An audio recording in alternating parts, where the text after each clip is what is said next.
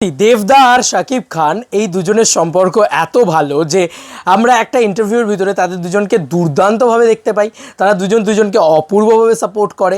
এখনও যদি দাদাকে আমি জিজ্ঞেস করি, আমার বিশ্বাস ওই দাদার ওই মানুষটার প্রতি, আর আমি মানুষটাকে খুব কাছ থেকে চিনি, তো সেই কারণে বলছি যে ওই মানুষটা কোনোদিন মেগাস্টার শাকিব খানকে কোনোভাবে কোনোরূপ কোনো অপমান করবেন না, উল্টে বুকে জড়িয়ে ধরবেন। এক্স্যাক্টলি দেব ফ্যান্সরাও সেম জিনিসটাই করেছে। কিন্তু এই যে তুফান রিলিজ হচ্ছে, মেগাস্টার শাকিব খানের যারা ভক্তরা রয়েছে তাদেরকে কাছে টেনে নিয়েছে, বুকে জড়িয়ে ধরেছে, এবং দেব ফ্যান্সরা অলরেডি সাকিবিয়ান্সদেরকে প্রচণ্ড সাপোর্ট করছে। উল্টে এই তুফান ছবিটাকে সাপোর্ট করছে, বলছে যে আপনারা সেখানে বিজনেস করে যান, তবেই তো আমরা গিয়ে বিজনেস করব। কিন্তু এই বিষয়টাকে কাজে লাগিয়ে কিছু অসাধু ব্যক্তি একটা ভুল ভাল জিনিসপত্র শুরু করেছে। দেখো, কিছু অসাধু ব্যক্তিত্ব তো রয়েছে যারা এই ফ্যান ওয়ার্ডটাকে লাগিয়ে দিচ্ছে। ধরো, দেবদা বড় না শাকিব খান বড়, শাকিব খান বড় না দেবদা ছোট, এই জিনিসপত্র এগুলো খুব খারাপ। এগুলো তো আমি চিরকালে কোনোদিন বিশ্বাস করিনি। দেব ভার্সেস জিতে যদি বিশ্বাস না করি, দেব ভার্সেস শাকিব খানে কী করে বিশ্বাস করি ভাই? ও পসিবল না। আমি কাউকে ছোট করতে কখনোই পছন্দ করি না। হতে পারে কেউ আমার কাছে বেশি আগে, কেউ আমার কাছে কম আগে, বা কেউ আমার প্রাণের, কেউ আমার কম প্রাণের, এগুলো হতে পারে। কিন্তু সিনেবাস পেজটা তারা একটা পোস্ট করেছে, দেখো ভক্তরা, দেবদা নাকি অলরেডি আমি তুফানের ভক্ত দেব এই কথাটা বলেছে। আমি শিওর যে এটা পোস্টটা করেছে সে এটা বলতে পারতো যে দাদা যদি এটা কথাটা বলতেন তাহলে অবশ্যই এটা বলতেন। এই মানুষটাই কিন্তু দেব ভার্সেস জিত এত হয়তো আমাদের এখানে একজন ক্রিয়েটারকে দাদা বলে যে তুমি, আমার সাথে ইন্টারভিউ হচ্ছিলো সেখানে, আমি নামই বলে দিচ্ছি, চলো আমার খুব ক্লোজ ওয়ান, পৌশালী দিকে দাদা বলে যে দেবদা বলে যে পৌশালী তুমি জিদ্দার ভক্ত, আমিও জিদ্দার ভক্ত। তো বুঝতে পারছো তো, এই মানুষটা কিন্তু মাটির মানুষ। হ্যাঁ, দেবদার মতন মানুষ হয় না। বাংলাদেশ থেকে যারা দেখছো তারা প্রত্যেকে আমি শিওর যে তোমরা জানবে, কারণ দেবদার যত কটা ইন্টারভিউ আছে বা যেখানে যদি দুটো কথা তোমরা শোনো, তোমরা জানতে পারবে বা তোমরা জানবে এই মানুষটার মতন মানুষ হয় না। প্রচণ্ড ভালো মানুষ, প্রচণ্ড ভালো মানুষ, প্রচণ্ড মাটির মানুষ। যদি দেবদা তুফানের নিয়ে কথা বলতেন তাহলে আমি তুফানের ভক্ত এই কথাটাই হয়তো দেবদা বলতেন। কিন্তু এখানে একটা পেজ স্টার এক্স বলে তারা অলরেডি কী করেছে, তারা অলরেডি এরকম একটা থাম্বনেল বানিয়ে দিয়েছে, এবং তারা দেবদা কখনোই তুফান নিয়ে কোনো কথা ইতিমধ্যে কোথাও কোনোভাবে তাকে জিজ্ঞেসও করা হয়নি, সে বলে উনি জিজ্ঞেস করলে নিশ্চয়ই বলতেন, কোনো হেজিটেট করতেন বলে আমার বিশ্বাস নয়। আমার মনে হয় মেগাস্টার শাকিব খানকে কোনোভাবেই ছোটো করতে চান না দেবদা, কোনো অংশে কোনোদিন করেন উনি। তাহলে উনি ইন্টারভিউ করে আসতেন না, সশরীরে গিয়ে শাকিব খানের পাশে বসে শাকিব খানকে সঙ্গে নিয়ে একটা কথা বলেছেন, দুই দেশের ইন্ডাস্ট্রি নিয়ে কথা বলেছেন, দুই দেশের বাংলা ছবি নিয়ে কথা বলেছেন, কীভাবে গ্রো করা যায় সেটা নিয়ে কথা বলেছেন। বাংলাদেশ তো আরে আমাদের পর নয়, বাংলাদেশ তো আমাদের আপন গো। বা আমি বুঝতে পারি না, এটা তখন একটা অদ্ভুত ব্যাপার ছিল, এখনই দেখি খুব ভার্সেস।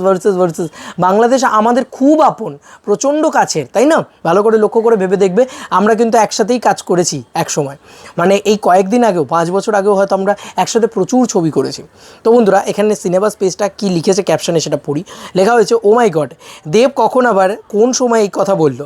বাংলাদেশি ইউটিউবার বলে কথা, এরা পারেও বটে, আবার 2 ঘন্টায় 1000 খানেক ভিউ। বন্ধুরা, এটা তো ভিউজ পাওয়ার মতনই কন্টেন্ট।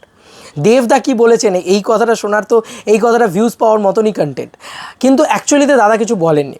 যদি কোনো দিন, আমি বিশ্বাস করো, যদি কোনো দিন দেবদার কোনো ইন্টারভিউ নেওয়ার সুযোগ হয়, সেই সময় যদি মেগাস্টার শাকিব খানের কোনো প্যান ইন্ডিয়া ছবি থাকে আশেপাশে বা কিছু থাকে, তাহলে আমি ওনাকে জিজ্ঞেস করতে চাই যে এক্স্যাক্টলি ওনার ধারণাটা কী আজকের দিনে। আমি জিদ্দাকেও জিজ্ঞেস করেছিলাম, জিদ্দাও কিন্তু খুব ভদ্রভাবেই উত্তর দিয়েছেন, কোনো খারাপ উত্তর দেননি, কোনো আক্ষেপ, রাগ, অভিমান কিছু থেকেই কিছুই বলেননি। একটা সত্যি কথাই তো, বাজারটা খোলা আছে, যে কেউ এসে বিজনেস করতে পারে, এই কথাটার ভিতরে কোনো রাগ দুঃখ কিচ্ছু নেই কিন্তু, এবং এই কথাটার ভিতরে কাউকে ছোট করা, অপমান করা নেই। আজকে মেগাস্টার শাকিব খান এসে বিজনেস করছেন, ধরো কালকে এসে পুষ্পা এসে বিজনেস করবে, তো আলাদা আলাদা করে প্রত্যেকের জন্য বলবেন নাকি? ওই জন্য উনি এই কথাটা বলেছেন। তো এক্স্যাক্টলি দেবদা আমার মনে হয় আরও অনেক বেটার করে, সুন্দর করে কথাটা বলবেন, কোনো রেখে রাগ ঢাক রেখে কথা বলবেন না। আমার যদি কোনো দিন সুযোগ হয় আমি নিশ্চয়ই জিজ্ঞেস করবো, কিন্তু আপাতত বলে রাখি, দেবদা কিন্তু এরকম ধরনের কোনো মন্তব্য করেনি বন্ধুরা, পুরোটাই ভিউজ কামানোর ব্যাপার। কারণ দেবদা একটা biggest name, megastar Shakib Khan সেটাও একটা বিগেস্ট নেম। তো এই দুজনের কিন্তু নাম ব্যবহার করে একটা বলা যেতে পারে বাংলাদেশের যে ইউটিউবার আর কি সে করেছে। যাই হোক, সেটা একদমই এটা দরকার নেই, এতটা ফেক নিউজের দরকার নেই। দাদা নিজে বলবে, আমি শিওর, দাদা নিজের শিওর একদিন না একদিন বলবে। এবং তুফান যে লেভেলে বিজনেস করছে, আমি শিওর যে যদি আমাদের এখানে এসে বিজনেস করে, দাদা নিজেই হয়তো সেই ছবিটাকে সাপোর্ট করবে, আলাদা করে সাপোর্ট করবে। বলে রাখি, একমাত্র এই একজন সুপারস্টার, বাংলা ইন্ডাস্ট্রির অন্যতম বড় সুপার সুপারস্টার আমাদের এখানকার, যে এখানে যে কোনো ছবি রিলিজ হলে সঙ্গে সঙ্গে উনি ওনার তরফ থেকে টুইট করেন। সে ছোট্ট একদম ছবি রিলিজ হোক সেটাতেও উনি টুইট করেন, একদম বড় ছবি রিলিজ হলে সেটাতেও উনি টুইট করেন, কোনো ছবিতে উনি ভুলে যান না বন্ধুরা। এটাই কিন্তু দেবদা, এটাই কিন্তু আমাদের আপন দাদা। তো কোথাও গিয়ে দেবদা না আমাদের এখানকার এই ইন্ডাস্ট্রির বেশ একটা মানে বলা যেতে পারে খুব ভালো একটা মানুষ। তো তোমাদের কোনো চিন্তা নেই, দেবিয়ান্সরা তোমাদের পাশে রয়েছে বা দেব ফ্যান্সরা তোমার পাশে রয়েছে, দেবদা তোমাদের অবশ্যই পাশে রয়েছে, সাকিবিয়ানদের কথা বলছি। এবং মেগাস্টার শাকিব খানকে আমরা প্রত্যেকে সবাই খুব রেসপেক্ট করি। আপনি এগিয়ে যান আরও, আমাদের এখানে এসে বিজনেস করুন, তবেই না আমাদের ছবিগুলো বাংলাদেশে যাবে।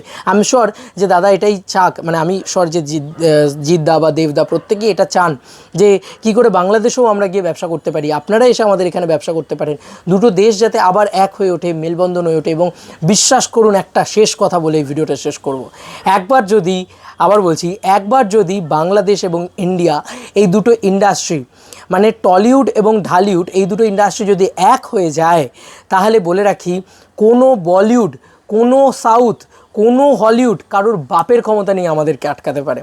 100 কোটি কেন, 1000 কোটি টাকা দেওয়ারও ক্ষমতা রয়েছে এই ইন্ডাস্ট্রির। অনেক বড় কথা বলে ফেললাম তো, অনেকে অনেক কথা বলতে পারে যে কি 1000 কোটি, বাট বিশ্বাস করুন বন্ধুরা, এখানে দেব, জিৎ, শাকিব খান, প্রসেনজিৎ চট্টোপাধ্যায় বা ওদিকে তোমার অঙ্কুশদা হোক বা প্রত্যেকে যদি এক হয়ে যায়, একবার একসাথে কাজ আসতে শুরু করে, যদি 5টা বছর লাগবে আমাদের ইন্ডাস্ট্রিকে এখান থেকে এই লেভেলে যেতে।